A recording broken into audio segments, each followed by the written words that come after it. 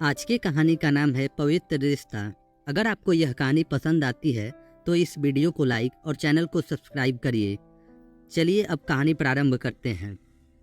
Train चलने को ही थी कि अचानक कोई जाना पहचाना सा चेहरा जनरल बोगी में आ गया। मैं अकेली सफ़र कर रही थी। वहाँ सभी अजनबी चेहरे ही थे। स्लीपर का टिकट नहीं मिला तो जनरल डिब्बे में ही बैठना पड़ा। मगर यहाँ ऐसे हालात में उस शख्स से मिलना जिंदगी के लिए एक संजीवनी के समान थी। जिंदगी भी कमबख्त कभी कभी अजीब से मोड़ पर ले आती है। ऐसे हालातों से सामना करवा देती है जिसकी कल्पना तो क्या कभी ख्याल भी नहीं कर सकते। वो आया और मेरे ही खाली जगह पर बैठ गया। न मेरे तरफ देखा न पहचानने की कोशिश की। कुछ इंच की दूरी बनाकर चुपचाप पास आकर बैठ गया। बाहर सावन की रिमझिम लगी थी, इस कारण वह कुछ भीग गया था। मैंने कनखियों से नज़र बचाकर उसे देखा। उम्र के इस मोड़ पर भी कमबख्त वैसा क्या वैसा ही था। हाँ, कुछ भारी हो गया था मगर इतना ज़्यादा भी नहीं। फिर उसने जेब से चश्मा निकाला और मोबाइल में लग गया। चश्मा देखकर मुझे कुछ आश्चर्य हुआ।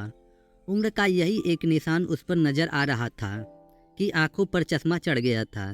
चेहरे पर और सर पे मैंने सफ़ेद बाल खोजने की कोशिश की मगर कुछ मुझे नहीं मिला। मैंने जल्दी से सर पर पल्लू डाल लिया। बालों को डाई किए काफ़ी दिन हो गए थे।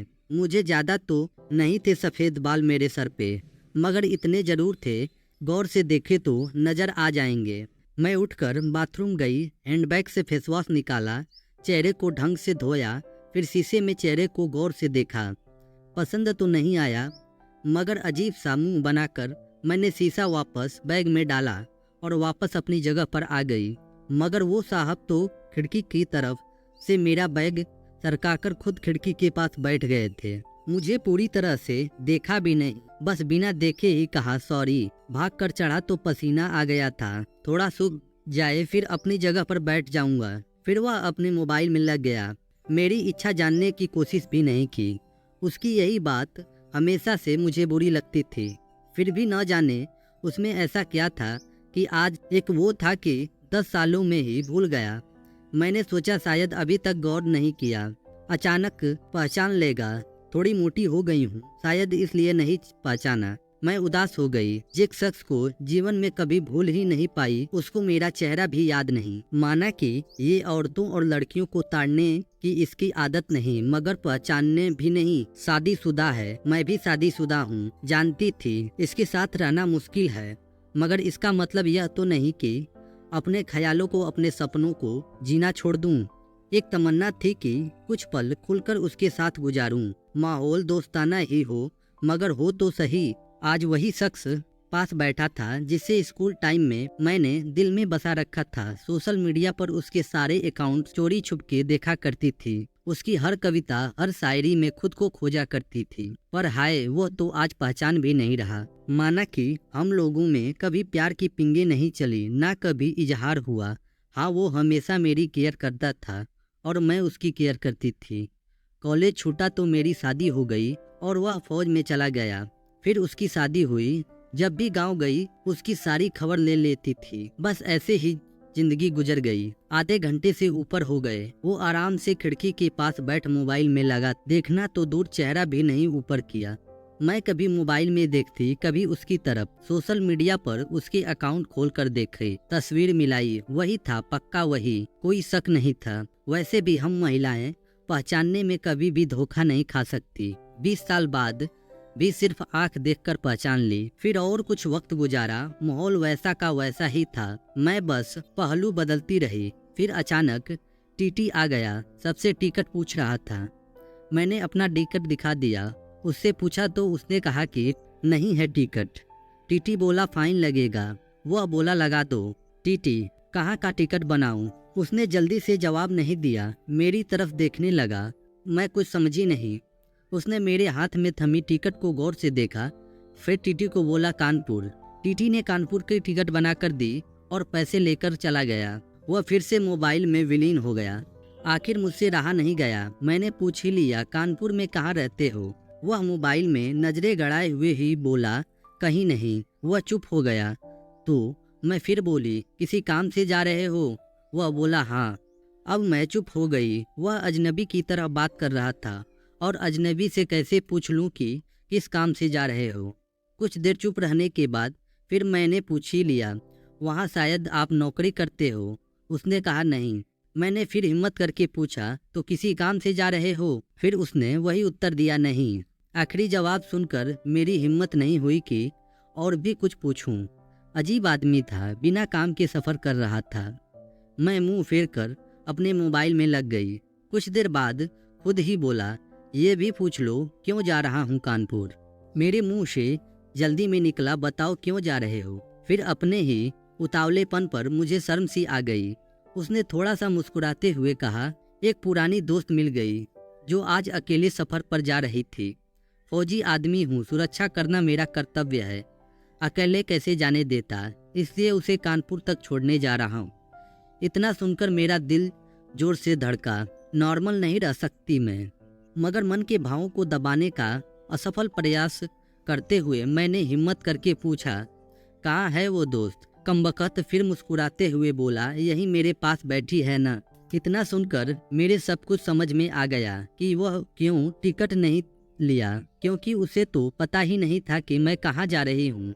सिर्फ और सिर्फ मेरे लिए वह दिल्ली से कानपुर का सफर कर रहा था। जानकर इतनी खुशी हुई कि आंखों से आंसू आ गए। दिल के भीतर एक गोला सा बना और फट गया। परिणाम में आंखें तो भीगनी ही थी। बोला, रो क्यों रही हो? मैं बस इतना ही कह पाई, तुम मर्द हो ना, नहीं समझ सकते। वह बोला, क्योंकि थोड़ा बहुत लिख भी लेता हूँ, इसलिए एक कवि और लेखक भी हूँ, सब समझ सकता हूँ। मैं खुद को संभालते हुए कहा, शुक्रिया मुझे पहचानने के लिए और मेरे लिए इतना टाइम निकालने के लिए। वो बोला, प्लेटफॉर्म पर अकेली घूम रही थी, कोई साथ नहीं दिखा तो आना ही पड़ा। कल ही रक्षाबंधन था, इसलिए बहुत भीड़ है। तुमको यूं अकेले सफ़र नहीं करना चाहिए। क्या करती? उनको छुट्टी नहीं मिल रही थी और भाया यहाँ दिल्ली में आकर बस गया। राखी बांधने तो आना ही था, मैंने मजबूरी बताई। ऐसे भाइयों को राखी बांधने आई हो जिनको ये तक फिक्र नहीं है कि बहनियाँ इतनी लंबा सफ़र अकेले कैसे करेगी। भाई शादी के बाद भाई रहे ही नहीं, भाभियों के हो गए हैं, मम्मी पापा रहे नहीं, कहकर मैं उदास हो गई। वह फिर बोला, तो पति को तो समझना चाहिए, उनकी बहुत बिजी लाइफ है। मैं ज़्यादा डिस्टर्ब नहीं करती और आजकल इतना खतरा नहीं रहा, कर लेती हूँ मैं अकेले सफ़र। तुम अपनी सुनाओ, कैसे हो? अच्छा हूँ, कट रही है ज़िंदगी। मेरी याद नहीं आती क्या? मैंने हिम्मत करके पूछा।